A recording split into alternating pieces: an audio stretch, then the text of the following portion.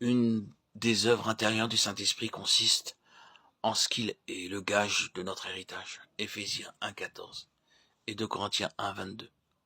Supposez que vous deviez acheter une propriété.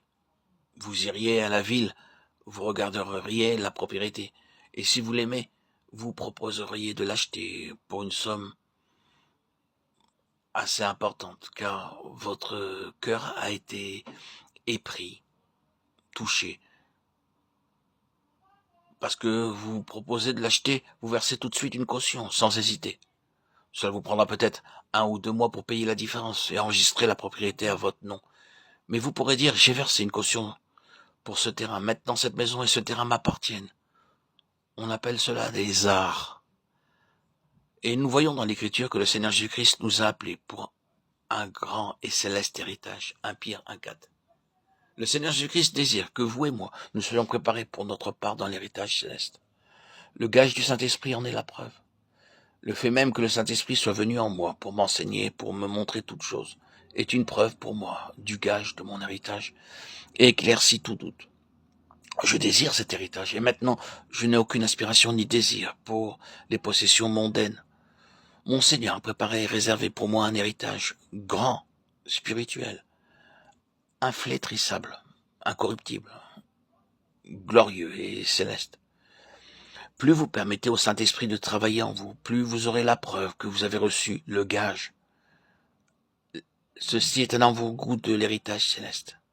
Il vous dit toujours à nouveau de ne pas vous laisser séduire par la richesse de ce monde, car elle passera également, et vous n'emporterez rien avec vous.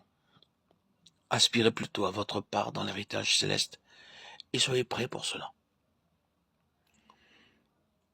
L'esprit de révélation est la 5e œuvre intérieure du Saint-Esprit. Paul priait afin que Dieu donne à son peuple l'esprit de révélation et de sagesse. Éphésiens 1, 16, 20. Pourquoi ? Qu'il illumine les yeux de votre cœur pour que vous sachiez quelle est l'espérance qui s'attache à son appel, quelle est la richesse de la gloire de son héritage qu'il réserve aux saints, et quelle est envers nous, qui croyons l'infinie grandeur de sa puissance, se manifestant avec efficacité par la vertu de sa force. Il l'a déployée en Christ en le ressuscitant des morts. La puissance même par laquelle le Seigneur Jésus-Christ est ressuscité et a été hautement élevé au-dessus de toutes les puissances et des principautés, et la même puissance qui est maintenant venue en vous. Le Saint-Esprit m'est donné afin que je sache comment utiliser cette merveilleuse puissance de résurrection pour tous mes besoins. C'est dans ce but que Dieu me donna pas d'enfant à Abraham pendant 25 ans. Il promit dans Genèse 12, lorsqu'il était âgé de 75 ans, qu'il lui donnerait un fils. Après 25 ans d'attente, il lui donna un fils. Pourquoi dut-il attendre ? Il était devenu vieux et sa femme était devenue vieille. Il avait à présent 100 ans. Elle était âgée de 90 ans. Ils avaient tous les deux passé l'âge d'avoir des enfants. Ainsi, à moins que Dieu ne mette une nouvelle vie dans leur corps, ils ne pouvaient pas avoir d'enfants.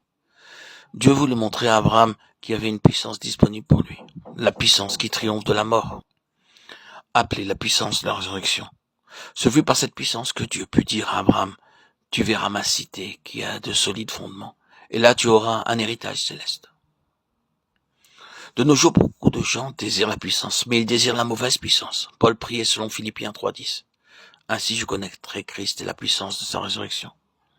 Par cette puissance de la résurrection, vous pouvez triompher de toute barrière, tentation, vaincre tout obstacle.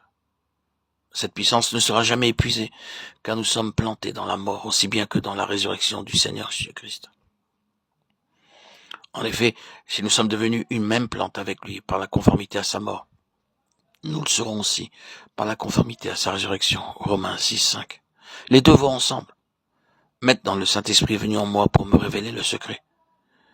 Comment recevoir quotidiennement la puissance de la résurrection pour mon travail, ma marche, mes tentations et mes problèmes ? Elle est là. Par la puissance même de la résurrection, le Saint-Esprit me dit, je vous donnerai la sagesse pour connaître l'espérance de votre appel, pour comprendre pourquoi Dieu vous a choisi et quelle est votre place dans l'Église de Dieu.